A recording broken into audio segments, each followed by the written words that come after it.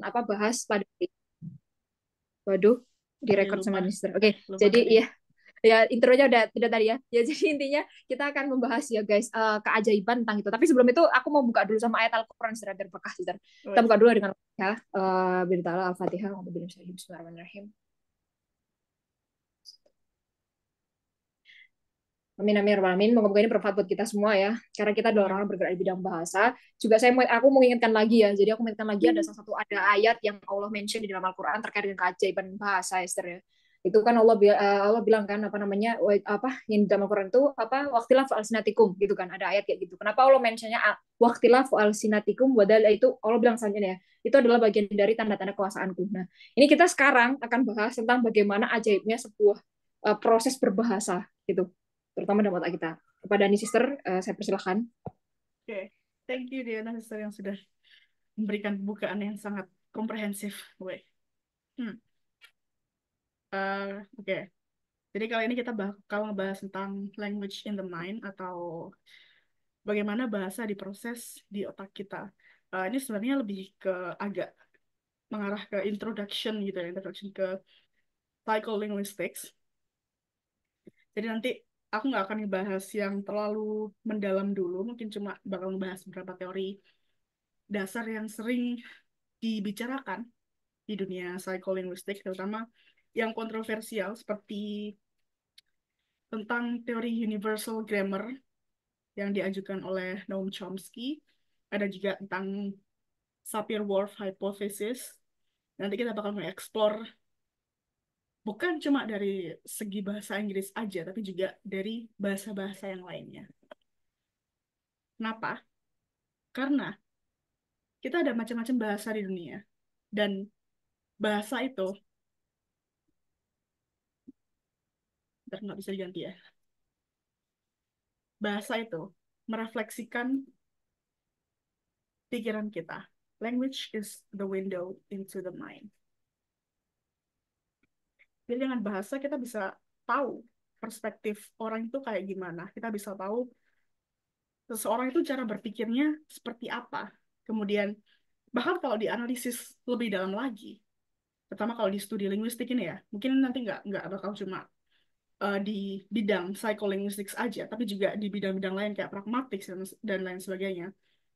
Kalau kita menganalisis bahasa yang digunakan seorang secara lebih mendalam, kita bisa melihat orang ini tuh orangnya kayak gimana sih. Orang ini tuh punya tendensi, bahkan tendensi mental yang seperti apa. Bahkan kita tahu gimana orang yang insecure itu bicara, atau gimana orang yang narsis itu bicara. Kalau kita bisa lebih peka, lebih membuka sensitif sensitivitas kita terhadap bahasa, kita bakal bisa notice hal-hal yang seperti itu. Tapi sebelum itu, kita perlu ngomongin gimana sih bahasa itu diproses di otak. Nah, kalau berdasarkan teori yang sering dipelajari selama ini ya, bahasa di otak itu diproses di bagian otak sebelah kiri atau di the left hemisphere. Karena otak itu kan bagian otak yang paling besar, ini namanya cerebrum, dan cerebrum ini kita di sini. Cerebrum ini dibagi menjadi dua bagian, yaitu otak kanan dan otak kiri. Yang kita, uh, aku yakin kita udah sangat familiar, familiar dengan konsep itu. Tapi sebenarnya konsep otak kanan dan otak kiri itu apa ya, agak terlalu reduktif gitu loh, agak terlalu reduktif ketika digunakan untuk mendeskripsikan cara berpikir kita. Karena memang tidak sesederhana itu gitu. Ketika kita berpikir, ketika kita melakukan sesuatu, kayak ketika kita memproduksi bahasa atau mengerjakan soal matematika atau bahkan em, hal-hal yang lebih kreatif, misal bikin musik atau berimajinasi dan lain sebagainya, itu kita menggunakan seluruh bagian otak gitu. Ya termasuk juga ketika kita memproduksi bahasa tadi. Meskipun kalau kita membicarakan tentang dua bagian otak yang paling berfungsi ketika membicarakan bahasa, itu ada di bagian otak yang di sebelah kiri. Yakni ada yang namanya Wernicke area dan ada yang namanya Broca area.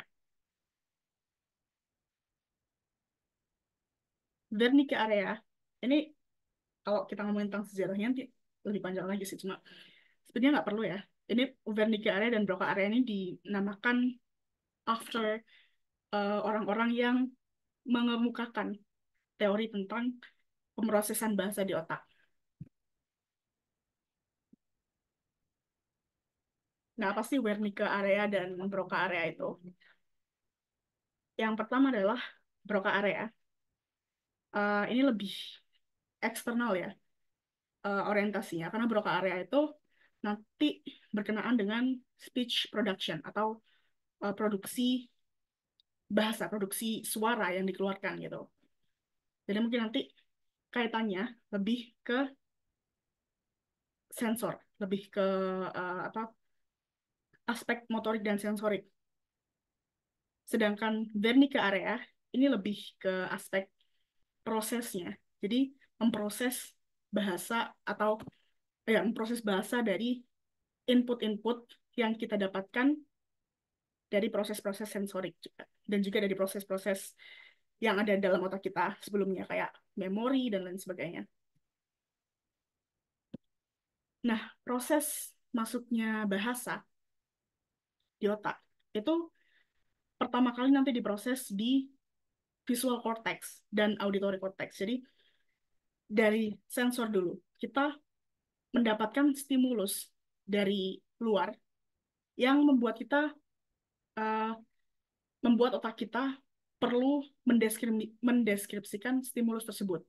Jadi kayak ketika kita lihat misal di depan kita ada gelas gitu ya. Jadi gambar atau visual dari gelas ini, atau mungkin yang kita libatkan yang auditori juga ya. Misal ada orang yang mecahin gelas.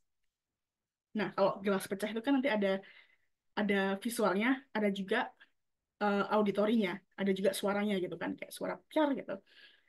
Ketika kita lihat orang mecahin gelas, otak kita akan menerima input berupa gambar atau mungkin bisa berupa video juga dari orang mecahkan gelas itu beserta suaranya. Kemudian input itu dimasukkan ke otak dan diproses di area Wernicke ini. Nah, di area Wernicke ini kita apa ya? eh, Otak kita memahami konsep gelas yang dijatuhkan itu tadi dan kita mencari kayak vocabulary atau kosakata yang tepat untuk mendeskripsikan itu. Jadi muncullah di otak kita orang gelas pecah. Nah, kemudian diproses lagi secara grammatical, secara sintaksis, dan juga secara semantikal, secara maknanya. Sehingga tiga kata itu tadi bisa membentuk sebuah kalimat yang penuh sesuai dengan struktur yang benar dan juga uh, bermakna, meaningful sentences. Nah, itu semua terjadi di Wernicke area dengan bantuan dari angular gyrus. Angular gyrus ini, bentar, bentar. Angular gyrus ini proses atau bagian dari otak yang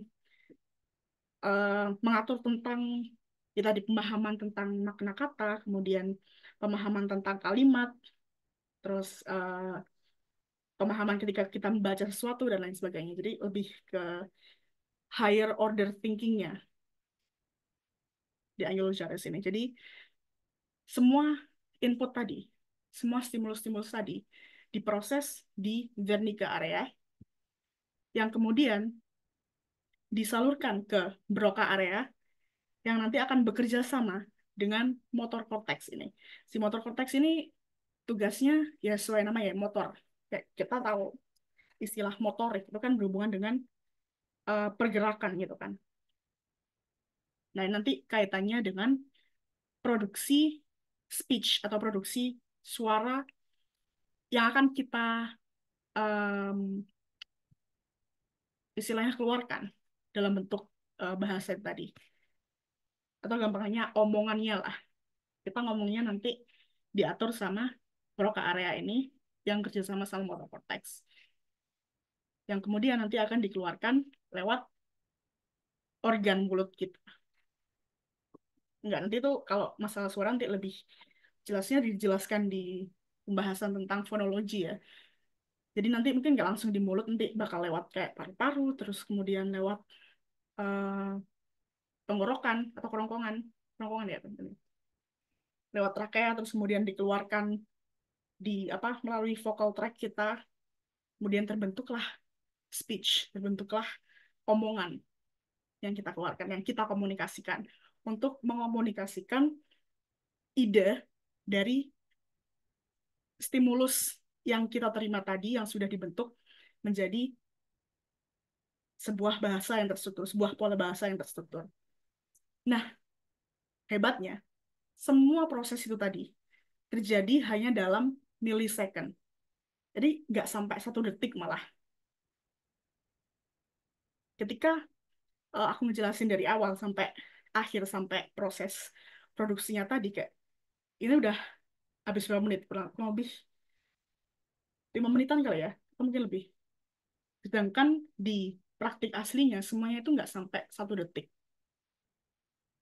Dan itu pun juga bukan hanya ketika kita mengeluarkan kalimat-kalimat sederhana aja, tapi juga mungkin kalimat-kalimat yang lebih kompleks atau ide-ide yang lebih kompleks gitu. Meskipun nanti akan ada beberapa orang yang ketika mengucapkan atau ketika menggunakan bahasa itu akan mereka akan lebih susah gitu ya keluarnya. Nanti hubungannya sama topik yang lainnya lagi. Jadi kita akan membahas tentang language impairment mungkin di sesi selanjutnya kali ya, di sesi bahas bahasa selanjutnya ketika kita dapat kesempatan buat membahas psikolinguistik lagi.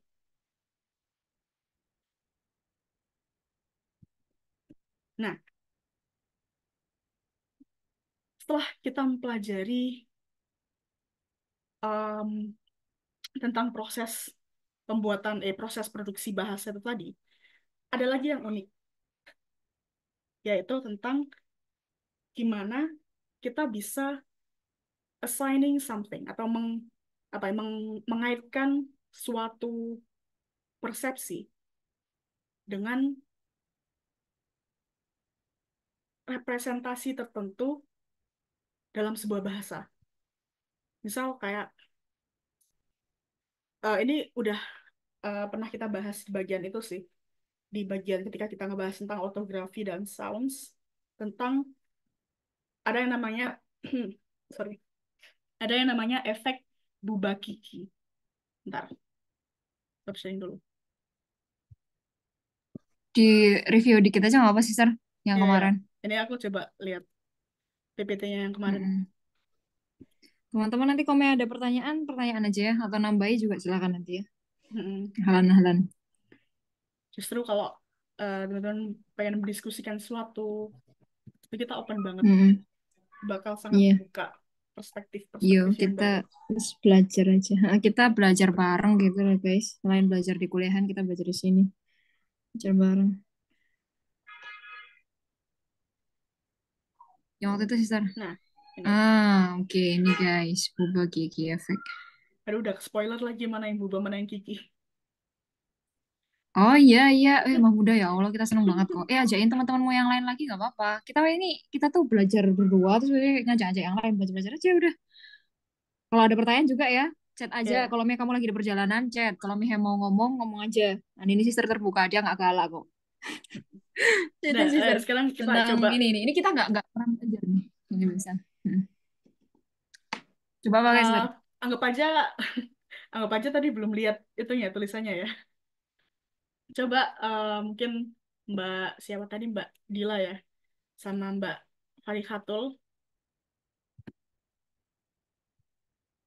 Coba menurut kalian mana di antara dua bentuk ini yang namanya buba, mana yang namanya kiki?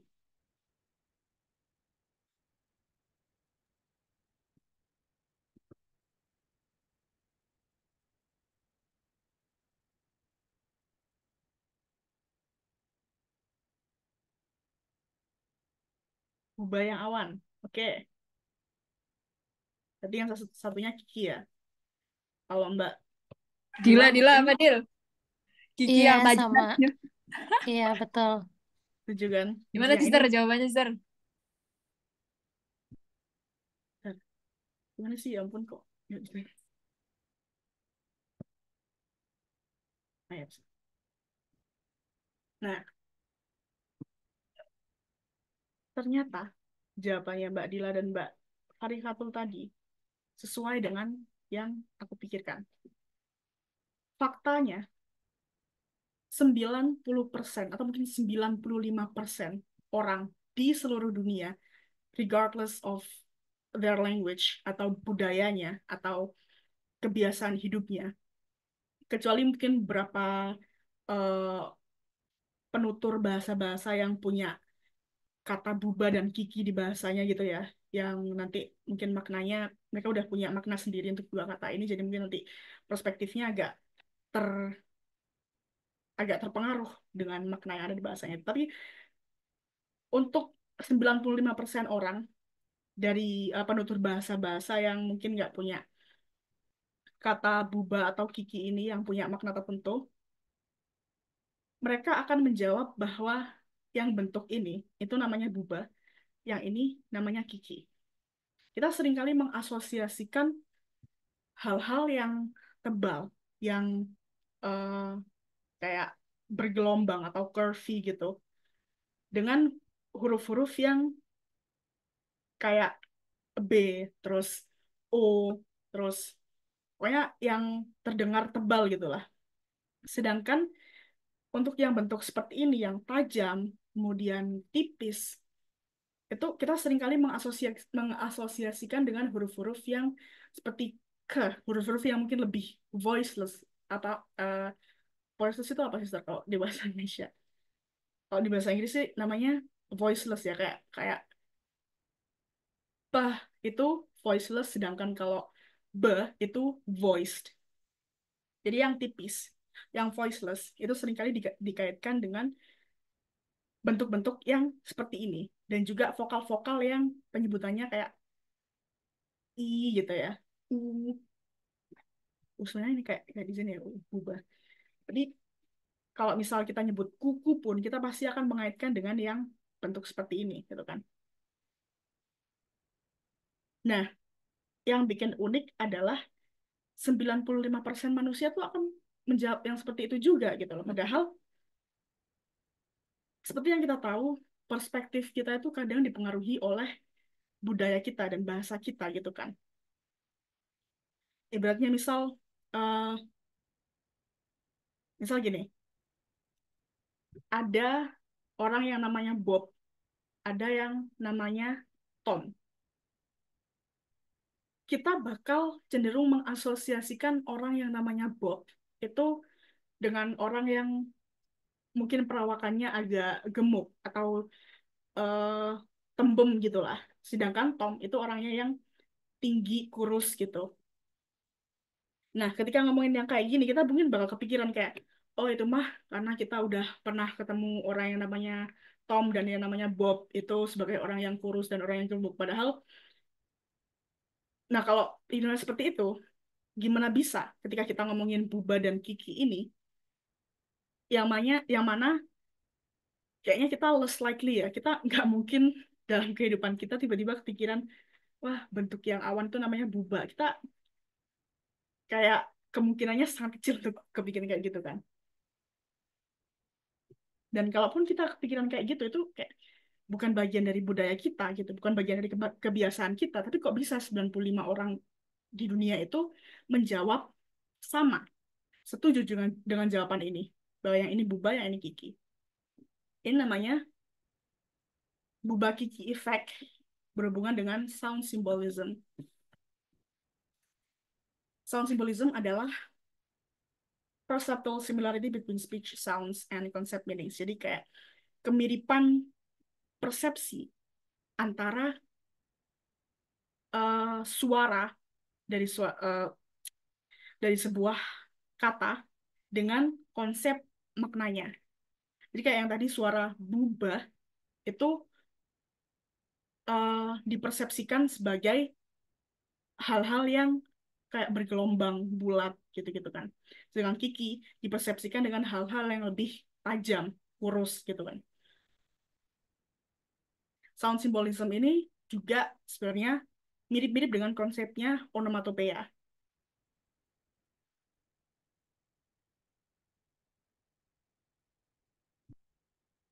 Bentar,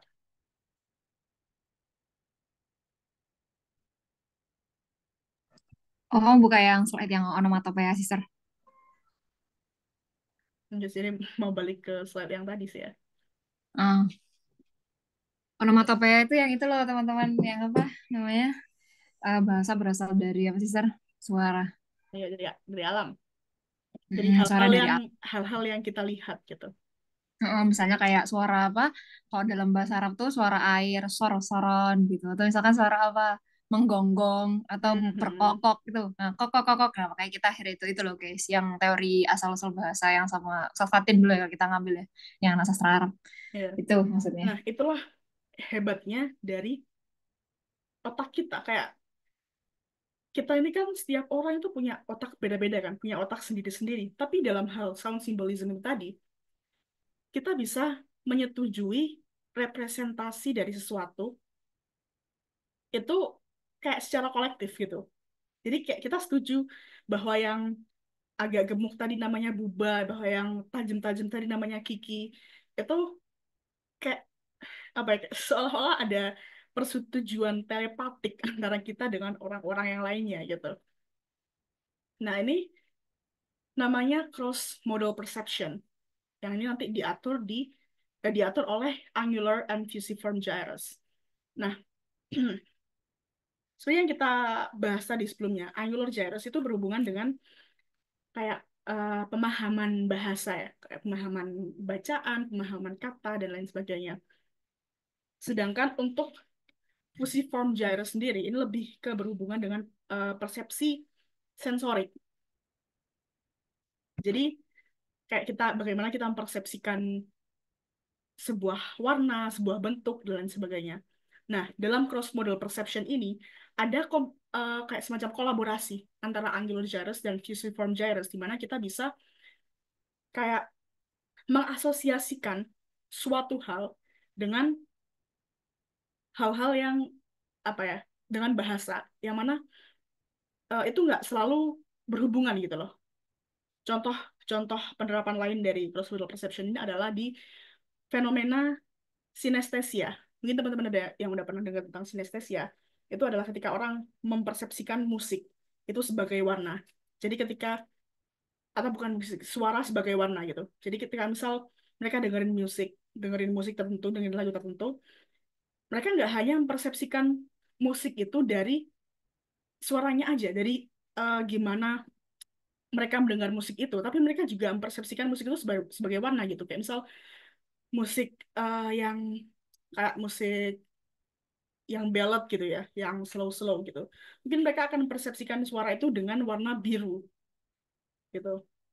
Atau mungkin yang eh, musik-musik yang lebih upbeat atau yang liriknya lebih em, penuh kemarahan gitu, mungkin akan dipersepsikan dengan warna merah.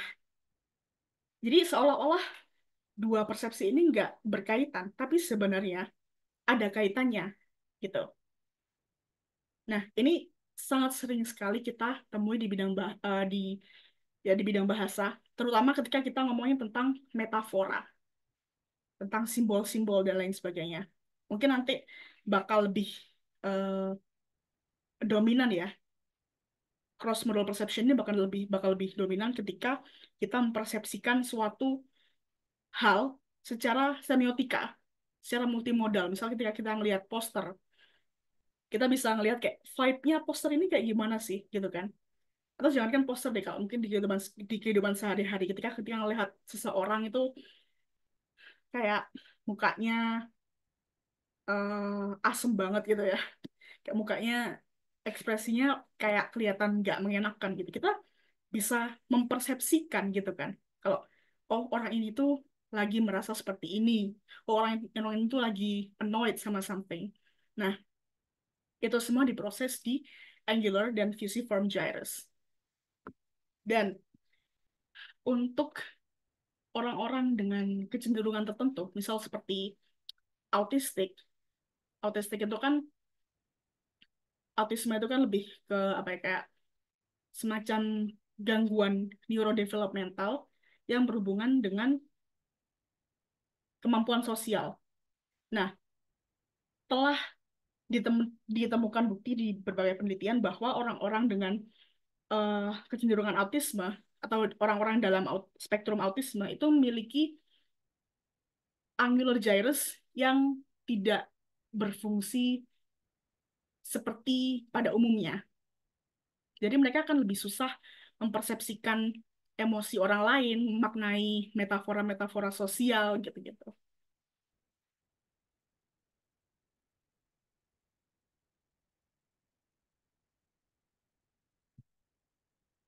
Nah, setelah menjelaskan tentang persepsi atau tentang representasi, representasi apa sensorik dengan eh, yang dikaitkan dengan bahasa, kita akan bicara tentang hal yang tidak kalah penting lagi, yaitu aliran informasi atau information flow. Nah, itu. Nah, hal-hal yang terlibat dalam pemrosesan bahasa di otak kita adalah information flow. Ada proses aliran informasi yang terjadi dalam sistem kognitif kita ketika kita menggunakan bahasa. Information flow ini dibagi menjadi dua jenis. Ada bottom up processing dan top down processing.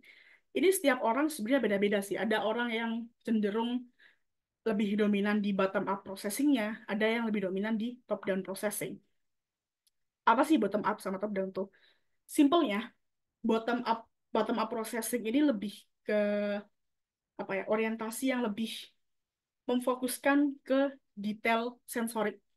Jadi ketika kita kita ngelihat sesuatu, kita nggak ngelihat sesuatu itu secara garis besar. Misalnya ketika kita ngelihat muka orang, kita nggak ngelihat muka orang itu sebagai muka mereka. Kita ngelihat mungkin kita bakal apa kayak zoom in gitu, mungkin zoom in ke matanya atau zoom in ke jerawatnya gitu. Jadi lebih ke detail sensoriknya. Sedangkan top down processing itu lebih berhubungan ke memori. Jadi kayak menggunakan models, ideas, expectations, atau hal-hal yang sudah pernah kita lihat sebelumnya. Hal-hal yang sudah pernah kita, informasi-informasi yang sudah pernah kita dapatkan sebelumnya. Nah, jadi di top down processing ini kita cenderung melihat garis besarnya. Kita nggak perlu melihat secara detail, tapi kita hanya perlu melihat garis besarnya dan secara otomatis kita akan mengisi detail-detail yang tidak kita perhatikan tadi, gitu. Contohnya ketika kita dengar orang bicara,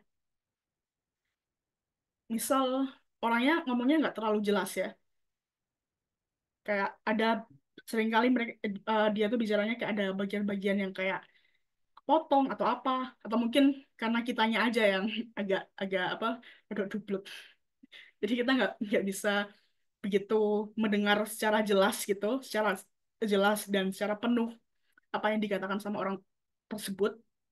Jadi akan ada beberapa bagian yang hilang, tapi kita akan tetap bisa memahami apa yang mereka katakan.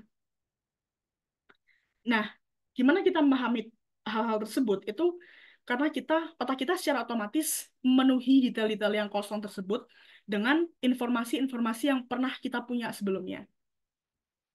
Disitulah top down processing ini.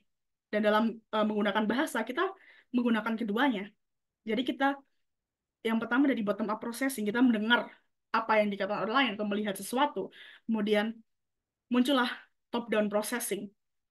Dengan top down processing ini kita akan memahami apa yang kita lihat itu tadi. Kita akan menginterpretasikan informasi sensori tersebut, dan kalau kita ingin mengomunikasikannya, kita bisa langsung apa kayak membentuk pemahaman kita itu tadi dalam bentuk bahasa.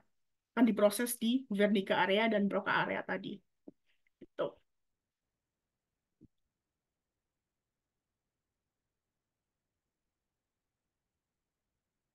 Nah, itu tadi proses penggunaan bahasa di otak kita. Mungkin sampai sini teman-teman ada yang pengen komen atau gimana gitu?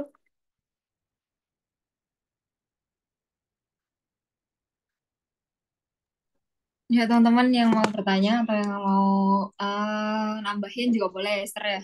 Mm-mm. Jadi tadi itu cukup menarik ya. Jadi maksudnya tadi yang dibahas Andini itu cukup menarik. Yang menurutku ya, Esther, itu di bagian dimana kadang-kala kalau misalnya kita lagi ngomong aja misalnya, terus ternyata ada teman kita tuh yang ngomongnya tuh mungkin salah kata atau salah apa, tapi otak kita tuh bisa langsung Ya, mengidentifikasi gitu loh. Kayak, betul. oh dia maksudnya kayak gitu loh sebenarnya. Misalkan ya, kayak kita ngomong nih berdua, Esther ya, misalkan aku sama Esther Mm-mm. sekarang ngomong. Terus tiba-tiba aku tuh salah kata, kayak aku sekarang misalnya ngomong saya pergi ke pasar, tapi aku keliru ngomong saya pergi ke pisir misalnya.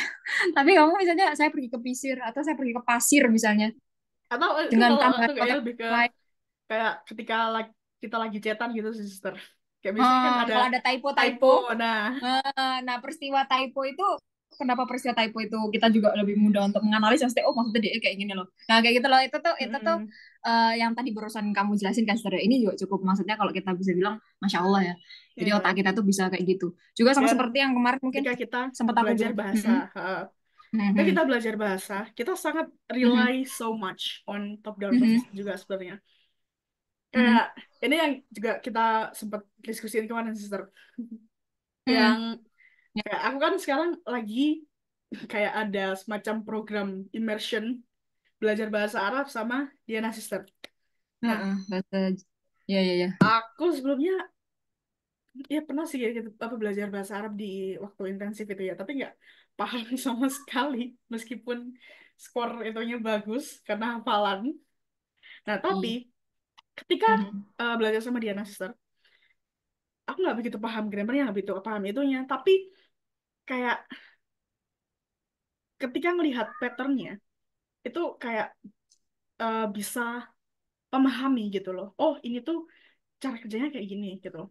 Dan kemudian sering banget dites sama Diana Sister kayak biasanya di video apa dikasih video-video orang Arab lagi ngomong gitu atau apa dia lagi ngomong sama orang Arab terus disuruh ngertiin kayak sister coba ini aku ngomong apa ayo. Dan terus aku dengerin itu karena keterbatasan kemampuan bahasaku dalam bahasa Arab itu ya.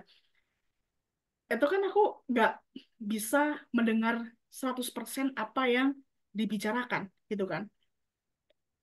Jadi kayak beberapa itu kedengaran Mhm. kayak gibberish gitu loh, kayak ya kayak Mhm. gitu. Tapi Mhm. Ini dari ya. beberapa hal yang aku dengar yang bisa aku tangkap, itu aku Mhm. menata menata kata-kata itu, kemudian aku Mhm. lihat konteksnya, aku lihat konteks di situasinya, kemudian dari kata-kata yang udah bisa aku kumpulin tadi, terus kemudian eh aku memproses informasi-informasi yang pernah aku dapat sebelumnya, dan aku pun bisa mengisi kayak fill in the blanks, mengisi bagian-bagian yang kosong itu tadi. Jadi aku selalu kalau disuruh ngatain tuh selalu bilang gini, kalau berdasarkan konteks sih ya. Jadi mungkin kalian ngomongin gini-gini ini gini. Kayak gitu. Mhm. Ini dia ini ya teman-teman maksudnya ini dia berangkat dari orang yang beda kayak kita maksudnya kayak kayak kayak misalkan Mahmuda aku atau Dila ini kan kita ada orang-orang yang udah belajar bahasa Arab. Eh, ini kan orang-orang aslinya dia itu tidak tersentuh bahasa Arab seperti kita gitu loh dia makanya itu dengan insting bahasa dia bisa menebak maksud maksud yang dia omongin tadi gitu ya Esther ya jadi dengan Mm-mm. itu tuh otak kita bisa kayak oh kayaknya kamu ini yang itu gak sih yang storyku yang pas aku ngomong sama penjaga museum itu kan yang Ya. misalnya anak Semuanya atau sih. Kamu iya nyuruh sih aku ngatain banyak iya banyak iya banget. iya yang itu juga kamu nebak kan yang bisa anak atau lima magister pikir sulul karabiyah itu juga termasuk kan itu di situ nah itu juga luar biasa ya maksudnya kayak kemampuan manusia seperti itu juga sama seperti misalnya gini Sister. Kadang tuh kita juga maksudnya aku juga yang ngerasa bahwa otak kita tuh luar biasa maksudnya Allah tuh bener lah ketika Allah bilang bahwa waktilafu alsinatikum Allah bilang bahwa Allah langsung nyebut mention kayak alsinatikum di lisan kalian proses berbahasa itu dan untuk keajaiban karena misalnya kayak dari ribuan kata misalnya kita mau ngomong gajah aja ya tapi kita tuh jarang banget tuh kepleset kayak gigi atau guju Gaji. jadi kesalahan berbahasa itu keplesetnya dikit doang loh ya kan Sister Mm. rata-rata kayak bisa sempurna padahal dari kata-kata itu tuh bisa aja kan kita nyusun ke kata-kata yang lain dan itu tapi otak kita tuh benar-benar luar biasa gitu loh proses itu gitu itu juga ini sih juga satu hal yang luar biasa lah Ya. itu gitu Tuh teman-teman. Ada yang mau nambahin atau ada yang mau bertanya dari sini? Kalau enggak berarti next, sister. Next. Nah, oke. Next, setelah belajar proses tadi, kita tahu seberapa hebatnya bahasa manusia itu.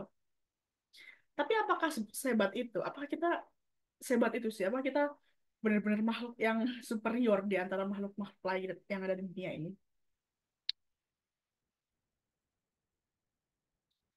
Kita masuk ke topik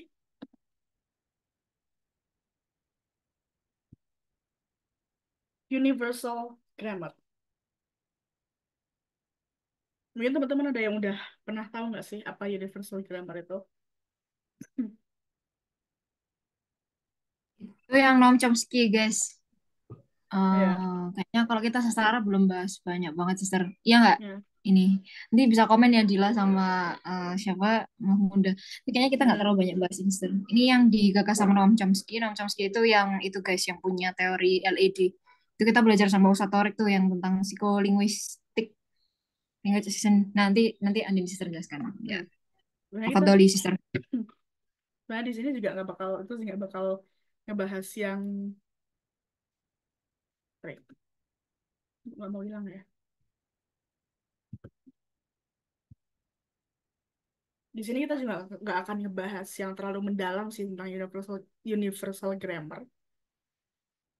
Cuma kita bahas surface-nya aja, kayak konsepnya apa, terus ya lihat abis ini lah.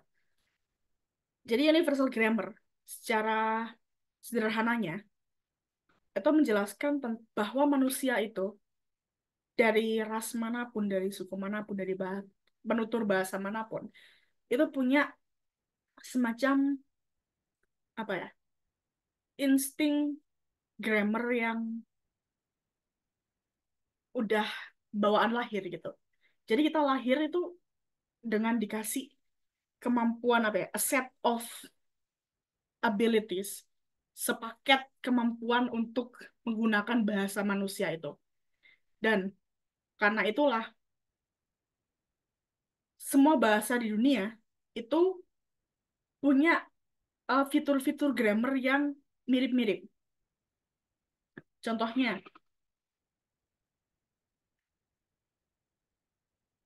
eh, di bahasa Inggris, di bahasa Indonesia, di bahasa Jepang, di bahasa apapun, kalimat itu selalu punya struktur kayak subjek, predikat, objek. Kita selalu menjelaskan tentang siapa yang melakukan, apa yang dilakukan, dan apa yang terpengaruh dari yang dilakukan itu tadi. Kemudian di berbagai bahasa juga ada yang namanya recursion atau kayak pengulangan, pengulangan informasi kayak gimana ya? Recursion ini lebih ke itu sih, pengulangan pengulangan struktur bukan pengulangan informasi ya. Kayak ketika kita ngomong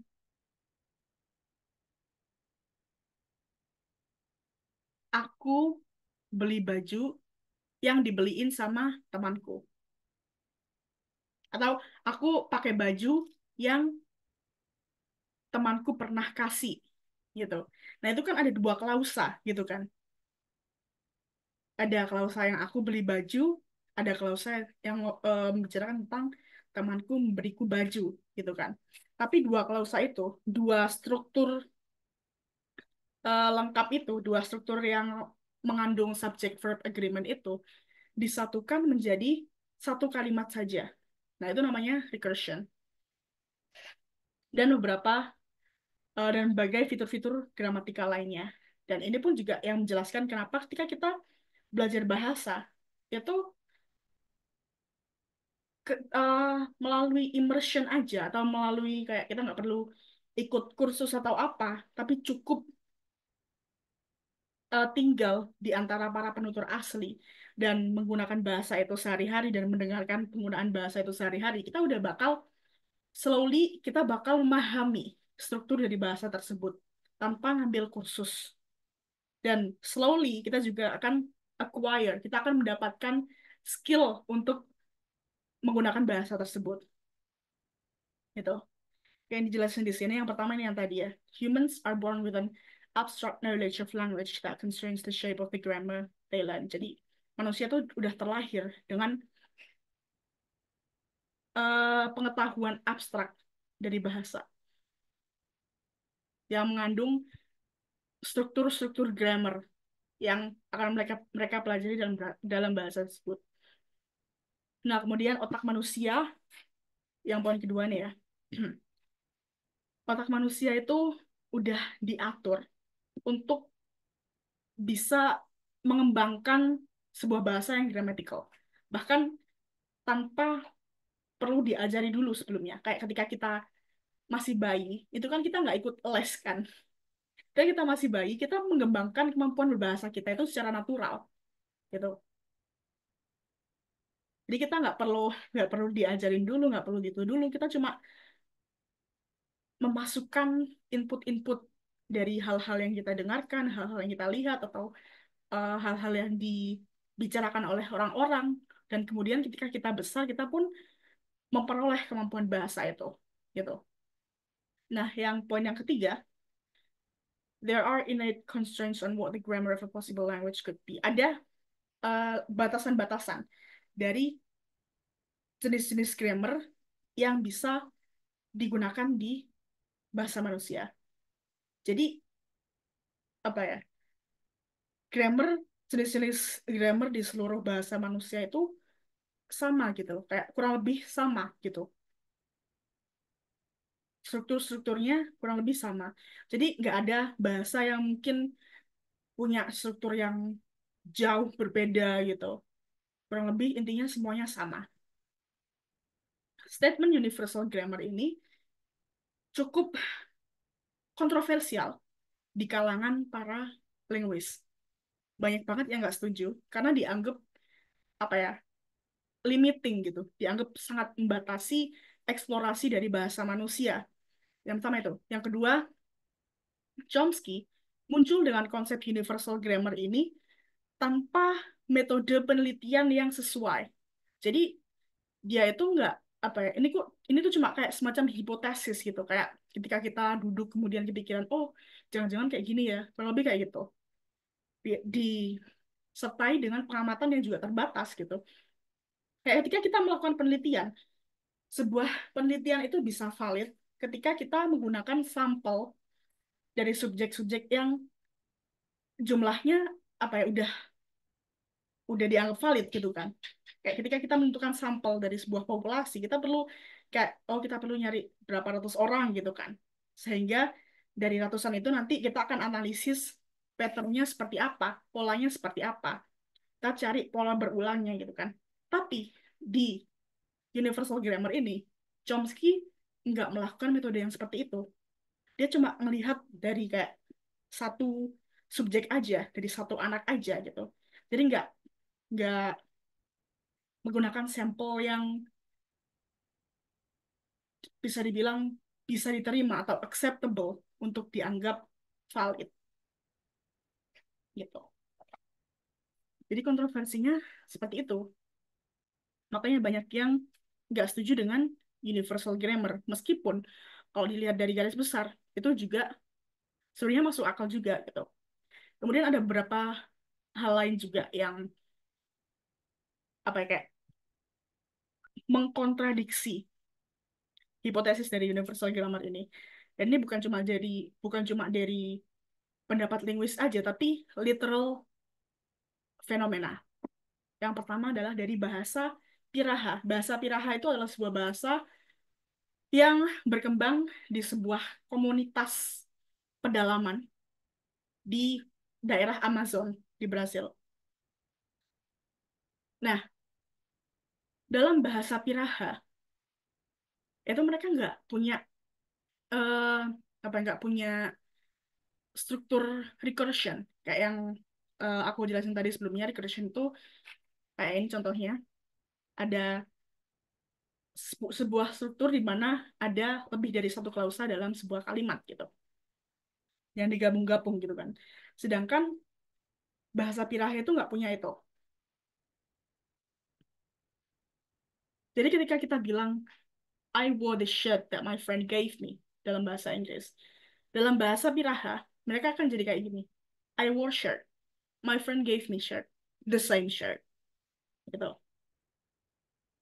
Nah, ini membantah teori Chomsky yang poin ketiga ini tadi, bahwa ada batasan-batasan dalam grammar manusia itu. Jadi nggak ada sebuah bahasa yang grammarnya itu benar-benar jauh banget dari bahasa lain, atau bahkan tidak tidak mengandung struktur grammar tertentu. Kayak salah satunya yang recursion itu tadi, gitu. Kemudian ada juga ini penelitian baru-baru ini dari tahun 2024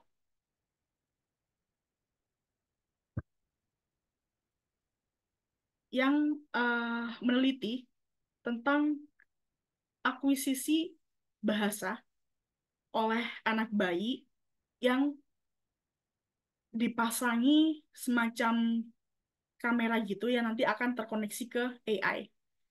Jadi nanti ini yang belajar bahasa di sini adalah si anak bayi ini sama AI yang melihat atau mendapatkan informasi sensorik dari kamera dan juga nanti di sini ada rekaman audionya gitu. Jadi mereka kurang lebih eh, antara si AI dan si bayi ini mendapatkan informasi visual dan auditori yang sama. Nah, yang diteliti adalah apakah AI itu nanti bisa memahami representasi atau memahami kayak apa yang disebut apa gitu, kayak misal gelas itu disebut gelas gitu kan. Apakah AI itu akan bisa memahami representasi bahasa yang seperti itu atau memahami asosiasi benda dengan bahasa yang seperti itu, seperti yang akan bisa dilakukan oleh si bayinya ini atau yang bisa dilakukan oleh manusia pada umumnya. Dan hasilnya si AI bisa memahami apa yang memiliki pemahaman yang setara dengan yang dipahami oleh si bayi ini. Tapi seperti riset-riset pada umumnya, riset ini juga ada kekurangannya sih. Di riset ini mereka enggak enggak factorin faktor grammarnya, enggak mengincludekan faktor grammarnya. Jadi di sini AI cuma mempelajari tentang asosiasi kata dan benda, tapi belum mempelajari tentang cara membentuk sebuah kalimat yang meaningful, yang sesuai dengan sintaks dan semantiksnya. Tapi uh, more or less penelitian ini juga bisa membantah pendapat Chomsky bahwa kemampuan bahasa manusia itu udah muncul dalam satu paket gitu. Jadi langsung kayak boom bisa seluruh jenis kemampuan bahasa itu sudah dimiliki sama manusia itu enggak. Jadi ini apa ya membantah klaim Chomsky dalam Universal Grammar yang gitu yang mungkin yang kedua ini ya, kedua dan yang pertama ini juga ya, gitu. Dan sebenarnya keberadaan AI sendiri yang sekarang sering kita pakai kayak yang AI yang bisa bahkan bisa mengikuti gaya bahasa kita itu sebenarnya sudah membantah keseluruhan dari hipotesis universal grammar itu tadi gitu. Jadi the existence of AI yang bisa menggunakan bahasa itu udah membuat teori universal grammar tadi nggak valid gitu, udah nggak berlaku lagi.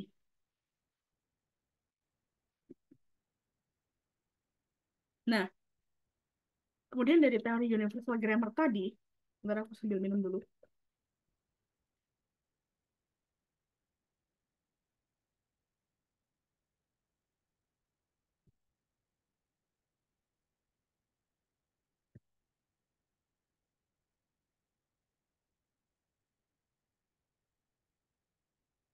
Nah,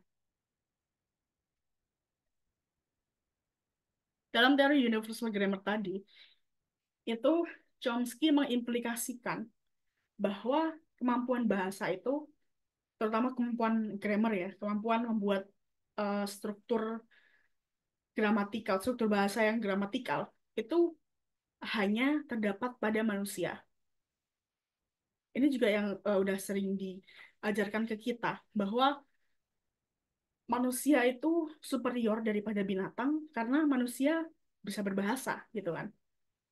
Tapi ada penelitian yang menunjukkan, ini penelitian pada burung ya, pada cuitan burung, yang menunjukkan bahwa bahasa burung itu ternyata ada grammarnya, guys. Jadi mereka nggak cuma kayak mengirimkan kode satu kata yang kayak kayak apa, misal awas atau makanan atau apa gitu. Ternyata enggak. Ternyata burung itu bisa mengungkapkan sebuah sinyal atau sebuah cuitan yang menyampaikan suatu kalimat yang berarti gitu, yang bermakna gitu. Dan ini konsepnya sebenarnya mirip banget sama konsep musik. Ketika kita eh, membuat musik, itu kan ada nada dari kayak do, re, mi, fa, sol, la, si, do gitu kan. Nah, untuk membuat musik yang seperti yang kita dengarkan biasanya, musisi-musisi itu ya tinggal mengombinasikan nada-nada itu gitu kan. Jadi membentuk sebuah melodi yang enak didengar di telinga, yang bahkan bisa mempengaruhi kondisi psikologis kita. Kurang lebih, bahasa burung itu seperti itu. Karena mereka kan pakai nyanyian gitu ya. Jadi, yang membedakan dari suatu kata dengan yang lainnya dalam bahasa burung itu adalah pitch-nya atau tinggi nadanya. Jadi, misal ini ada burung yang menggunakan nada ABC gitu. Kemudian mereka itu membentuk suatu kalimat dari nada-nada tersebut gitu. Okay, ini experiments reveal that receivers extract different meanings from ABC, scan for danger, and denotes, approach the caller, and the compound meaning from ABCD combinations. Jadi, misal katakan nada ABC itu tentang ini, katakan maknanya adalah scan for danger. Kemudian nada D itu kayak perintah untuk mendekati si pemanggil. Nah, kemudian si burung ini ternyata bisa mengombinasikan A, B, C, dan D untuk membentuk sebuah kalimat bahwa kayak ada bahaya, mendekatlah ke aku, gitu. Jadi, ya meskipun kalau membicarakan tentang konsep bahasa yang lebih complicated ya, mungkin memang hewan enggak sekompleks, bahasa hewan enggak sekompleks manusia gitu. Tapi, bahasa hewan tuh ternyata juga enggak sesederhana itu gitu. Kayak masih banyak sekali yang belum belum kita reveal gitu di dunia ini. Kayak hal-hal yang udah kita ketahui itu cuma satu titik di atas kertas dibandingkan dengan seluruh hal-hal yang ada di seluruh alam semesta. Jadi kemungkinan suatu saat mungkin kita akan bisa mendapati bahwa binatang itu berkomunikasi selayaknya manusia yang sebelumnya nggak kita pahami gitu. Itu juga akhirnya membantah klaim dari Universal Grammar bahwa grammar itu cuma khusus ada dalam bahasa manusia. Gitu. Jadi berdasarkan tiga hal tersebut dan berbagai hal-hal lainnya, bukti-bukti yang sudah terkumpul, kemudian eh, error dari metode-metode dalam Universal Grammar ini, bisa dinyatakan bahwa Universal Grammar mungkin sudah tidak berlaku dan salah. Tapi ada juga hal-hal yang membuktikan kebenaran dari Universal Grammar ini, bahwa bahasa manusia itu kayak apa ya, udah dari sononya gitu. Salah satunya adalah dari Nicaraguan Sign Language atau bahasa isyarat Nicaragua. Jadi dalam tahun sekitar abad 18-an, kalau nggak salah 18 atau 17-an, itu di Nicaragua, pendidikan inklusif atau pendidikan luar biasa itu masih belum sebaik saat ini. Jadi dilakukanlah semacam reformasi untuk memperbaiki sistem dari pendidikan luar biasa itu, yang pada akhirnya bisa memfasilitasi orang-orang yang kayak teman-teman tuli gitu untuk bisa belajar di sekolahnya mereka sendiri dengan fasilitas-fasilitas yang menyesuaikan dengan kebutuhan mereka, kayak SLB gitulah. Nah, di sini pada akhirnya pun anak-anak tuli di Nicaragua itu disatukan dalam sekolah-sekolah yang khusus untuk anak-anak tuli tadi. Nah, karena sebelumnya concern mengenai orang-orang berkepentingan khusus di Nicaragua termasuk orang-orang tuli ini sangat kurang sekali, maka mereka itu masih belum punya bahasa isyarat resmi. Namun, begitu anak-anak tuli ini dikumpulkan dalam sekolah-sekolah khusus, begitu mereka berkumpul dengan orang-orang yang sama seperti dirinya, mereka mulai secara natural mengembangkan sistem bahasa isyarat mereka sendiri. Dan disinilah dari kasus Nicaraguan Sign Language ini kita bisa kayak melihat secara langsung bagaimana suatu bahasa itu berkembang dalam sebuah komunitas. Dari awal terbentuknya bahasa tersebut sampai berkembangnya bahasa tersebut menjadi sebuah bahasa yang lebih kompleks.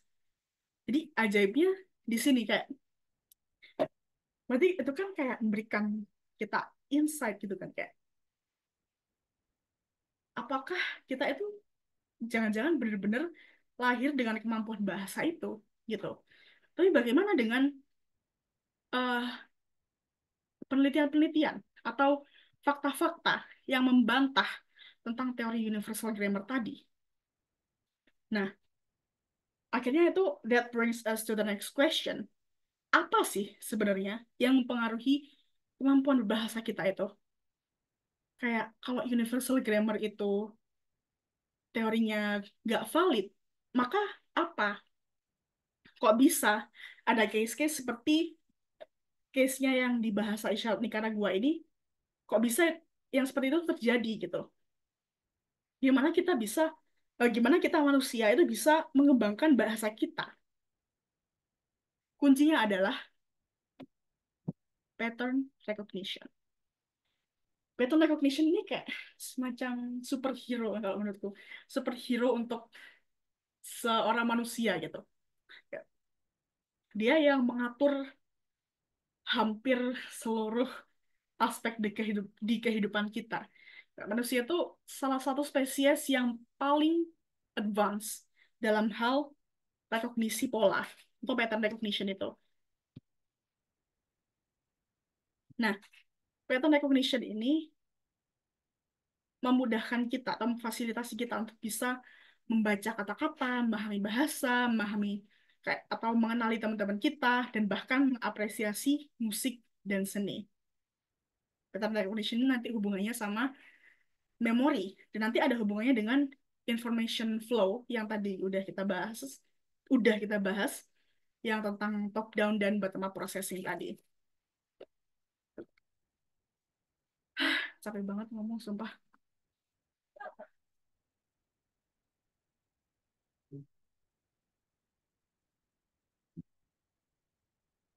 Nah, dalam pattern recognition ini kita juga bisa memahami struktur gramatikal. Kita bisa apa ya kayak membuat kumpulan kode yang awalnya punya maknanya sendiri-sendiri itu disatukan, disusun sedemikian rupa sehingga membentuk suatu kalimat yang memiliki makna yang nyambung gitu loh. Jadi mostly kemampuan gramatikal manusia itu diatur oleh pattern recognition. Dan ini juga yang membuat AI atau artificial intelligence itu bisa memahami bahasa manusia atau bisa menggunakan bahasa manusia meskipun mereka masih belum bisa meniru sisi emosional kita ya.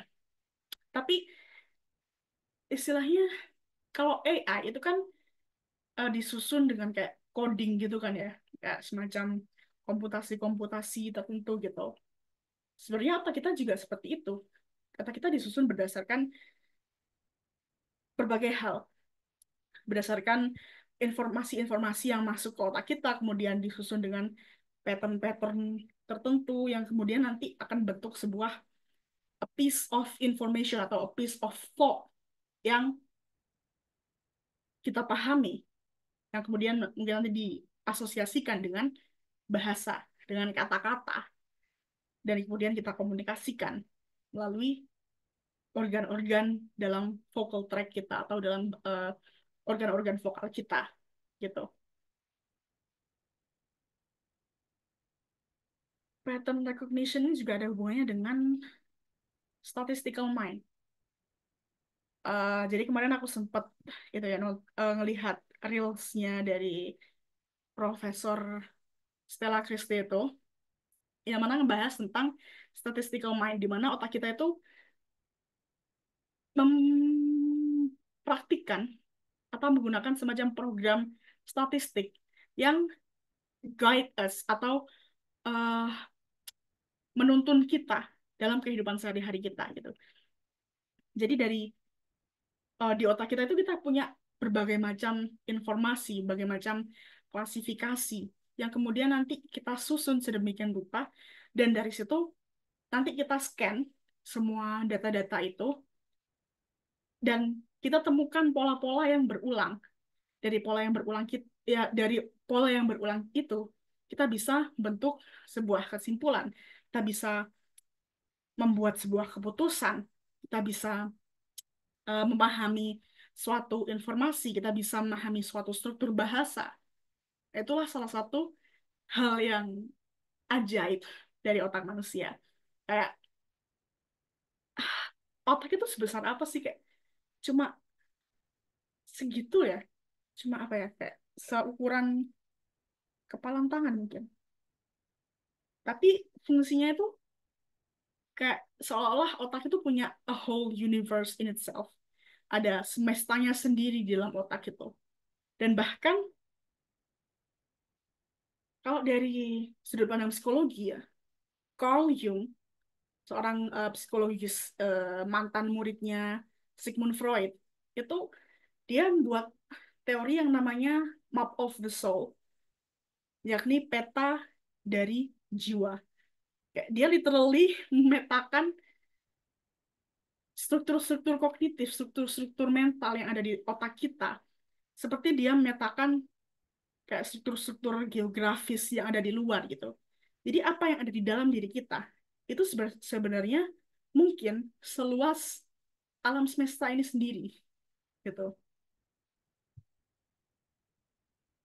Itulah kayak ajaiban dari sebuah entitas makhluk yang bernama manusia. Dan dari sinilah juga kita perlu selalu kayak apa ya?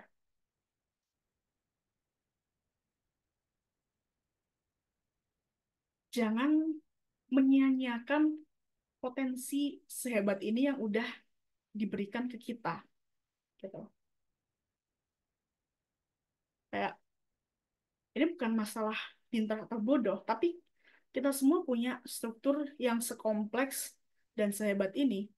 Tapi seringkali kita menyia-nyiakan itu. Kita selalu milih jalan yang gampang. Kita nggak, kita hidup terlalu cepat kadang, terlalu mengikuti apa yang terjadi di luar. Tapi kalau kita berhenti sebentar, kemudian kita lihat ke dalam, kita proses hal-hal yang pernah kita terima, informasi-informasi yang pernah kita terima, kita analisis semuanya, everything is connected. Kita bakal melihat dunia itu secara lebih berbeda dan lebih ajaib gitu. Itulah hebatnya pattern recognition. Dan itulah juga kenapa karena pattern recognition ini semacam high order thinking skills ya, kayak kemampuan, termasuk kemampuan berpikir yang cukup tinggi, Jadi em, perlu waktu kadang. Masalahnya adalah semakin kita dewasa, semakin kita kehilangan waktu itu. Makanya pattern recognition ini biasanya lebih tajam dalam anak-anak. Makanya ketika kita anak-anak pun, kita lebih gampang mempelajari bahasa dibandingkan ketika kita udah dewasa. Karena ketika kita udah dewasa, kita punya lebih banyak informasi yang ada di otak. Kita punya lebih banyak apa ya, kayak berbagai hal yang harus dipikirkan. Dan kadang kita kayak merasa udahlah, aku nggak mau mikir lagi gitu. Padahal sebenarnya kapasitas kita itu masih bisa aja gitu. Dan karena banyaknya informasi ini pun kita juga cenderung membatasi diri, kayak nanti kalau aku terlalu mikir kayak gini, konsekuensinya bakal kayak gini gini gini gini. Kita udah mikir terlalu jauh. Padahal apa ya? Untuk mendapatkan jawaban, untuk mendapatkan ilmu yang lebih luas, yang lebih melimpah, itu kita perlu membuka pikiran kita selebar mungkin. Kalau kita terlalu membatasi, entah batasan moral atau batasan apa, kita bakal berhenti mempertanyakan sesuatu. Dan ketika kita berhenti mempertanyakan sesuatu, kita berhenti belajar, gitu. Makanya kayak aku selalu em, bilang, kok lagi bikin-bikin kata-kata motivasi atau apa gitu, jangan biarkan, don't let your childlike wonders disappear. Jangan hilangkan kepolosan atau rasa ingin tahu kekanak-kanakanmu. Jadi kayak question everything. Pertanyakan segala hal. Cari jawabannya.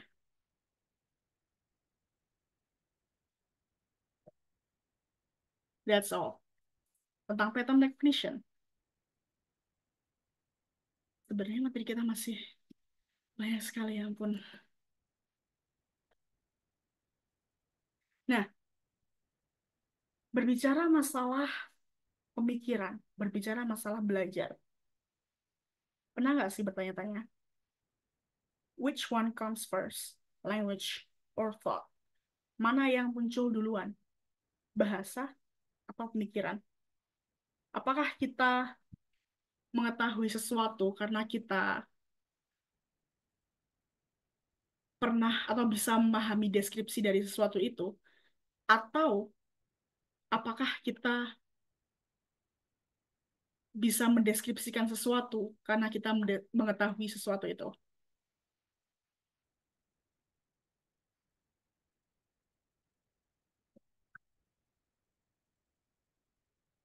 Nah, untuk masalah ini, kita lompat dulu ke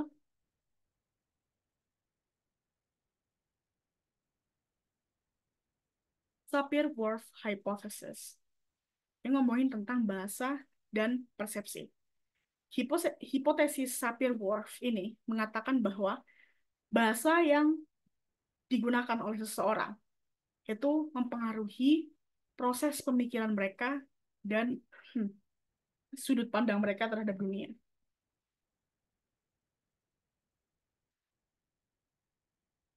Sebenarnya statement ini pun juga lumayan kontroversial sih ya, karena banyak yang menggunakan hipotesis ini untuk mendiskriminasi kelompok-kelompok atau komunitas-komunitas yang dianggap inferior dibandingkan mereka. Kayak, let's say, white people atau orang-orang yang berbahasa Inggris gitu ya. Mereka kan berpikir bahwa bahasa Inggris itu lebih superior dari bahasa-bahasa yang lain. Karena mereka kebanyakan digunakan oleh bahasa maju, sedangkan bahasa-bahasa yang lain itu eh, kebanyakan cuma digunakan oleh bangsa-bangsa yang berkembang, yang belum kaya, yang belum memiliki apa ya, perkembangan ilmu pengetahuan, ekonomi dan berbagai sektor yang sebesar apa bangsa-bangsa maju itu gitu. Nah, bahayanya adalah di situ. Tapi kalau kita mengesampingkan kontroversi itu. Sebenarnya hipotesis Sapir-Whorf ini juga nggak sepenuhnya salah gitu. Memang pemikiran dan perspektif seseorang itu tidak sepenuhnya dipengaruhi oleh bahasa. Ada berbagai faktor lainnya. Tapi tidak bisa dipungkiri bahwa bahasa itu juga berperan cukup besar dalam shaping pemikiran kita, dalam bentuk pemikiran kita, dan perspektif kita terhadap dunia.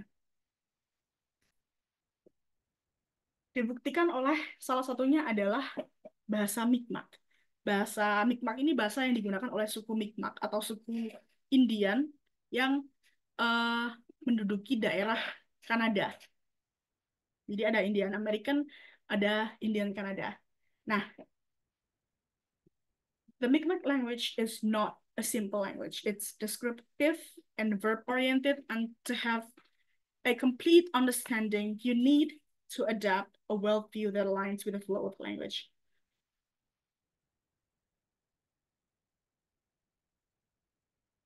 Nah, bahasa Mi'kmaq itu bukan bahasa yang sederhana. Bahasa Mi'kmaq itu sangat deskriptif dan verb-oriented. Gitu. Jadi menunjukkan perspektif dari suku Mi'kmaq dalam kehidupan sehari-harinya dan cara mereka memandang dunia. Uh, di bahasa Mi'kmaq ini, ketika misal katakan ketika kita menanyakan arah, mereka nggak hanya akan mengatakan kayak oh lurus aja kemudian belok kiri kemudian lurus lagi kemudian ini nggak, tapi mereka literally mendeskripsikan hal-hal yang akan kita lewati dalam perjalanan tersebut gitu.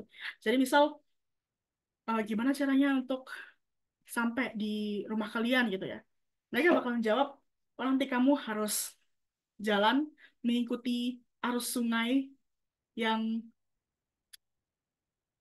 menuruni bukit ini, kemudian kamu akan menemui batang pohon yang tidak tersinari oleh matahari, kemudian kamu harus mengikuti arah di mana matahari terbenam, bla bla bla gitu-gitu. Jadi mereka apa ya bahasanya sangat deskriptif dan hence cukup puitis kalau didengar-dengar.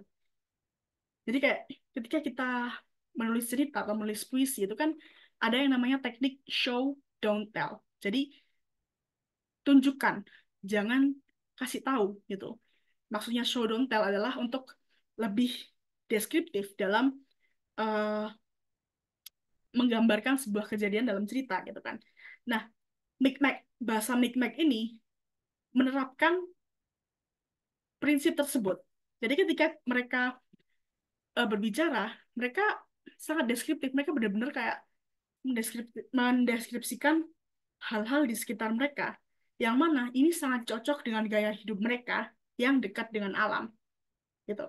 Karena mereka dekat dengan alam, mereka cenderung sangat apa ya, memiliki orientasi pada detail, terutama pada hal-hal yang ada di sekitar um, raga mereka, yang hal-hal yang fisikal, gitu. Jadi mereka kayak ketika mereka melihat sesuatu itu mereka mereka sangat observant, mereka sangat apa ya observant itu sangat sangat teliti dalam hal segala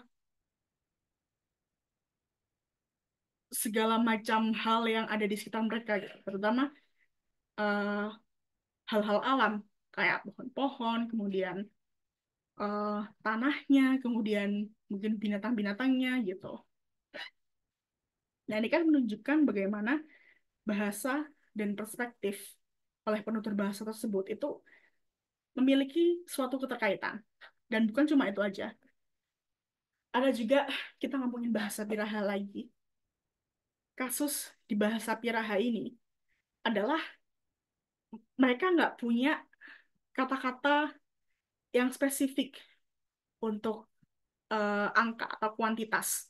Mereka nggak punya kata-kata yang mendeskripsikan kuantifikasi kayak semua, setiap, atau sejenisnya. Mereka cuma punya 3 kata untuk mendeskripsikan sebuah kuantitas. Yang pertama ini hoi, Ini aku nggak tahu cara pronunciation-nya ya. Pokoknya mereka cuma punya 3 kata ini. Yang pertama, hoi artinya small size atau kecil atau sedikit. Kemudian yang hoi kedua artinya agak banyak atau agak besar. Kemudian yang terakhir, bagiso artinya banyak. Udah, itu aja. Jadi mereka cuma mendeskripsikan kuantitas itu hanya dengan sedikit, agak banyak, sama banyak. Nah, ternyata ini mempengaruhi kemampuan penutur piraha dalam hal numerik.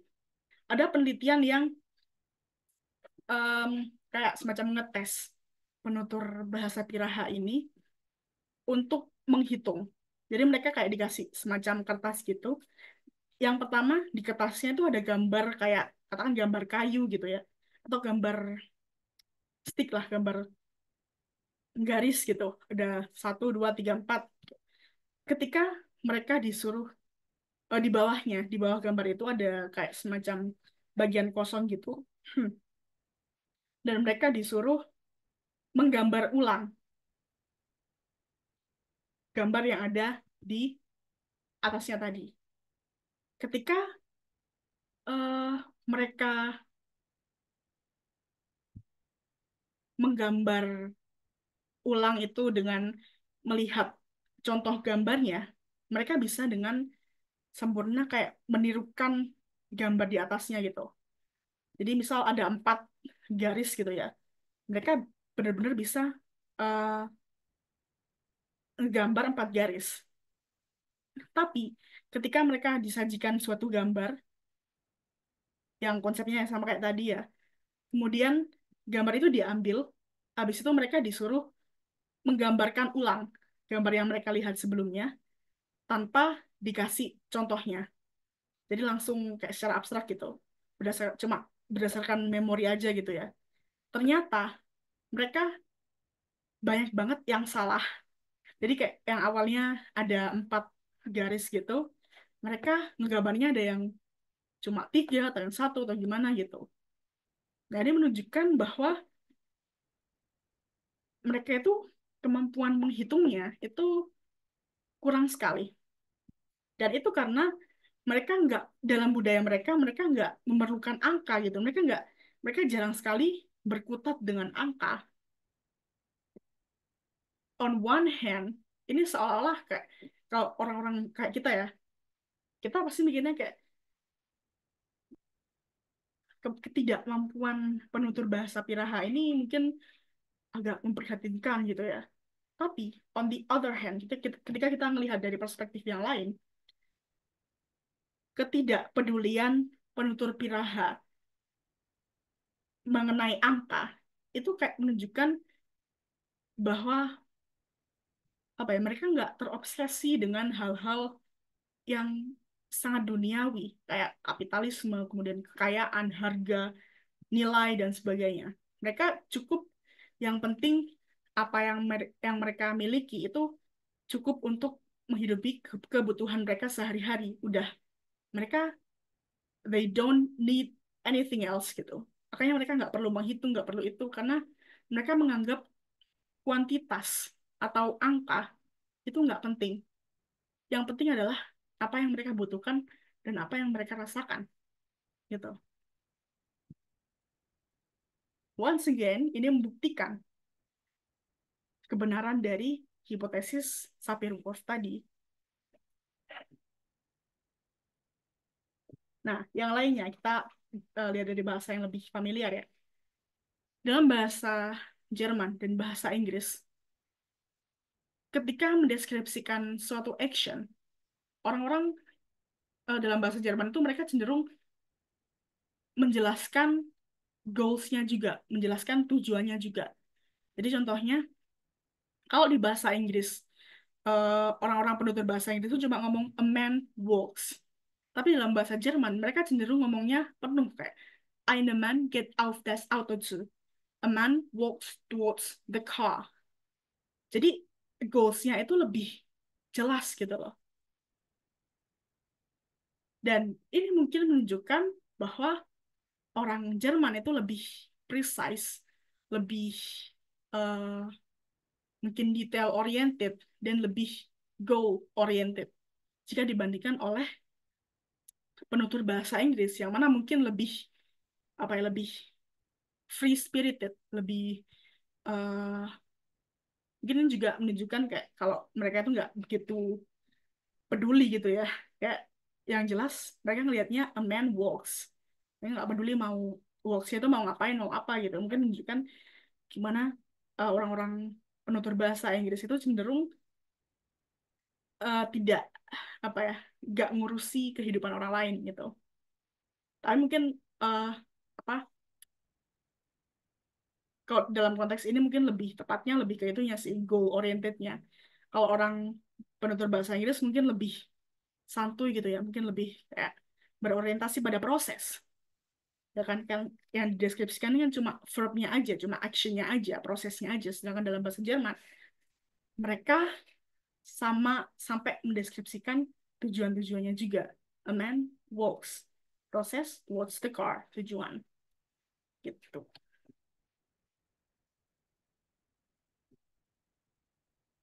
Nah, berarti dari situ mana yang lebih dulu? Apakah pemikiran atau bahasa? Nah, ada sebuah statement yang cukup indah dari penulis Italia, Primo Levi. For discussion of stars, our language is inadequate and seems laughable, as if someone were trying to blow with a feather. It's a language born with us, suitable for describing objects more or less, as large and as long-lasting as we are. It has our dimensions, it's human. Basically, di quotes ini, Primo Levi itu menyatakan bahwa bahasa kita, kalau untuk digunakan mendeskripsikan seluruh alam semesta, itu mungkin nggak cukup. Karena itulah bahasa kita itu apa ya, sangat manusiawi. Bahasa itu berkembang seiring dengan berkembangnya pengetahuan atau pemikiran. Jadi berjalan secara beriringan. Mungkin sebelum kita muncul di konklusi ini, kita semua udah mungkin teman-teman udah kepikiran kali ya, kayak ya bahasa sama pemikiran ya berjalan secara seiringan lah. Tapi kalau dipikir-pikir lagi, kalau menurutku sih ya, kayaknya yang muncul duluan mungkin adalah thoughts.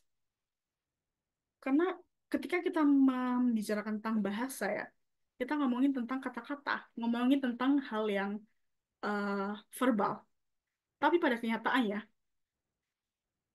mungkin teman-teman udah akrab ya dengan konsep kayak monolog gitu ya. Kayak dalam kehidupan sehari-hari kita pasti udah sering kali monolog di pikiran kita, kayak ketika lagi duduk, kemudian seolah-olah kita diem, tapi sebenarnya pikiran kita tuh penuh kata-kata gitu.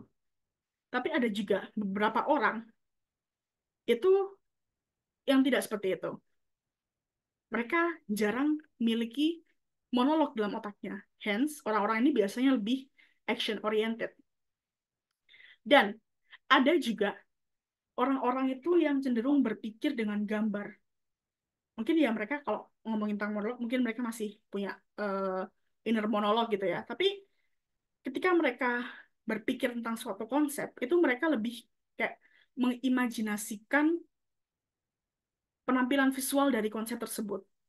Jadi mereka tidak berpikir dengan kata-kata, mereka berpikir dengan gambar atau mungkin video. Atau ada juga orang yang berpikir dengan film. Maksudnya kayak kan ada orang yang berpikir dengan gambar, ada orang yang berpikir dengan dialog, ada juga orang yang berpikir dengan gambar dan dialog kayak di film.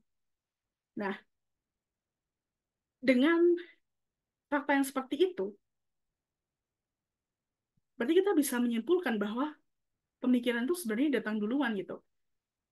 Kan pasti pernah itu nggak sih ketemu temen yang mereka itu kalau ngomong tuh kayak susah gitu, kayak mau menyampaikan menyampaikan ide itu susah banget, harus bener-bener dipikirkan dulu, bikin skrip dulu, bikin itu dulu, baru mereka bisa lancar komunikasinya. Kemungkinan orang-orang yang seperti itu adalah orang-orang yang lebih ke visual thinking. Ketika memikirkan sesuatu, mereka cenderung merepresentasikan pemikiran mereka itu dalam bentuk gambar atau dalam bentuk let's say representasi abstrak. Karena itulah mereka sangat sulit menjelaskan apa yang mereka pikirkan. Karena mereka harus memproses ulang in order for that thought untuk dikomunikasikan dalam bentuk kata-kata. Berarti dalam case ini yang datang duluan adalah yang mana dulu, pemikiran atau bahasa? Pemikiran ya kan? Menurutku gitu sih. Mungkin teman-teman ada yang punya pendapat lain. I'm open to any discussions.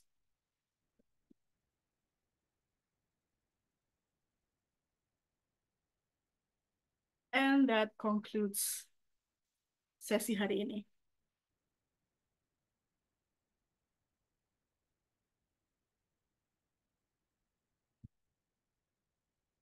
Oke. Gila. What do you think, guys? Gimana, sister? Halo sister, tadi azan makanya nggak jawab aku. Oh, pantesan. Dan mager di sini udah mager. Oh, udah selesai alhamdulillah. Iya. Keren. Gimana?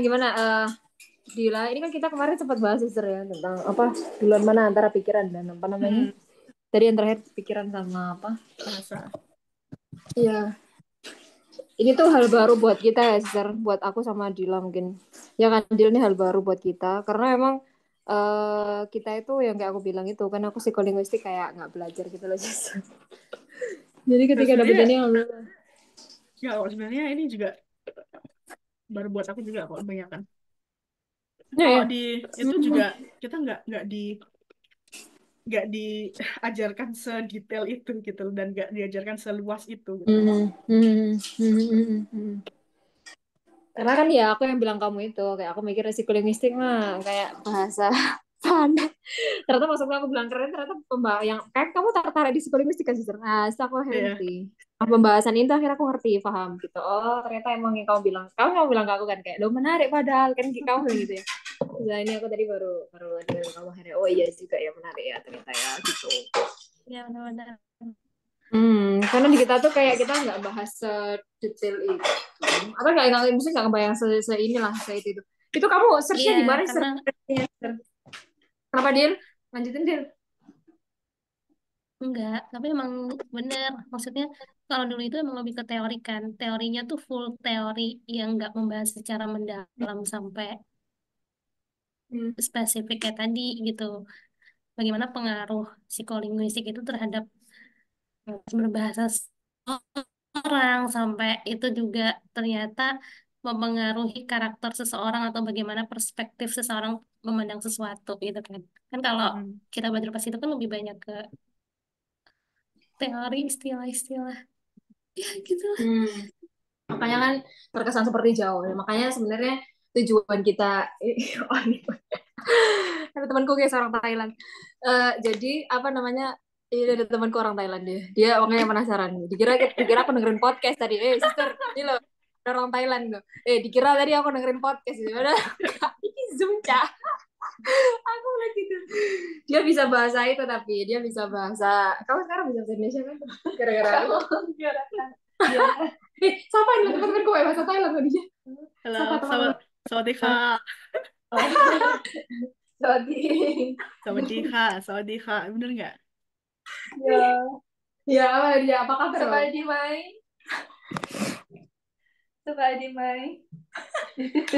Dia. Oh iya. Guys, dia tanya loh itu. Dia ngomong.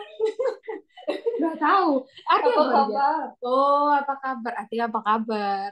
Jadi dia itu Thailand yang ini. Maksudnya temanku ini dia Thailand, tapi yang bawah yang dekat Malaysia gitu loh, Mister. Ya, Adil. Jadi dia bisa bahasa apa Melayu. Nah, terus karena udah ngobrol sama aku lama, akhirnya ya kan bisa bahasa Indonesia. Iya. Iya. Jadi kita lanjut ya. Jadi memang tujuan kita ngobrol-ngobrol kayak gitu sebenarnya gitu juga Dil. Jadi ini aku ngomong sama Dila Esther. Jadi emang kan kita berusaha untuk bagaimana apa yang kita pelajari secara teoritis itu orang tuh jadi bisa paham gitu kan. Maksudnya membawa ranah linguistik yang terkesan seperti teoritis ini itu adalah satu hal yang nyata dan dekat dengan kita, dan memang faktanya kan begitu ya, bahasa itu dekat sama kita, ya kan? Hmm. Makanya Hmm. kayak kita ngadain gini-gini itu kita berusaha kayak gitu deh, gitu. Karena kan mesti terlihat jauh. Terus aku jadi cerita ya, Sir, ya. Ini ada sambungannya. Mungkin kayaknya kita kapan-kapan bahas ya. Mungkin ini bisa jadi ide pembahasan bahas-bahas selanjutnya. Jadi kemarin tuh aku tuh kan eh di tag ya sama kakak kelasku yang udah pernah jadi dosen tuh loh, Sister. Aku pernah cerita nggak? Aku punya kelas udah pernah jadi Ya, dosen. haha.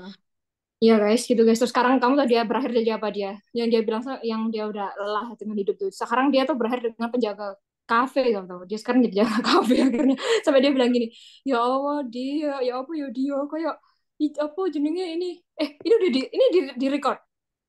Iya. Ya, selesai dulu recordnya. Ya, bentar, bentar. Tak pause aja, tak pause. Oke, itu tadi pembahasan kita. Saya serahkan ke Sister Diana lagi. Iya. Itu tadi pembahasan kita teman-teman terkait dengan apa namanya bagaimana cara kerja otak kita dalam berbahasa dan cukup kompleks ya ternyata. Dan apa ya satu sisi yang bikin menarik itu sangat menarik ya itu yang tadi yang kamu jelasin di antara semua itu aku paling terkesan dengan yang semua proses yang kamu jelaskan tadi itu yang di atas 5 menit yang kamu jelasin tadi ya di awal itu yang otak itu loh Sister. Itu tuh Hmm. ternyata terjadi nyata dalam diri kita itu kurang dari apa Sister? Milisecond. Ya, cuma selama beberapa milisecond aja. Kurang Iya, dari satu bayangin detik. coba. Kurang dari 1 detik. Bayangin coba, kurang dari 1 detik loh. Itu kan berarti benar-benar kayak luar biasa, betapa luar biasanya proses berbahasa dalam diri seorang manusia. Makanya Allah mention langsung kayak gitu. Lisan gitu loh. Allah tuh langsung Hmm. mentionnya seperti itu. Nah, itu ya teman-teman, makin kita tahu, ternyata luar biasa gitu. Ayat Allah tuh terbukti. Itu pembahasan kita kali ini. Insya Allah kedepannya kita akan membahas terkait dengan apa? Ada Sister antropologi ya. Antropologi, linguistik antropologi. Linguistik ya teman-teman. Jadi itu tetap stay tune bersama kita terus ya karena ya jangan pernah lelah untuk belajar ya. Nah, insya Allah itu dulu Betul. dari kita. Assalamualaikum warahmatullahi wabarakatuh. Waalaikumsalam warahmatullahi wabarakatuh. Goodbye.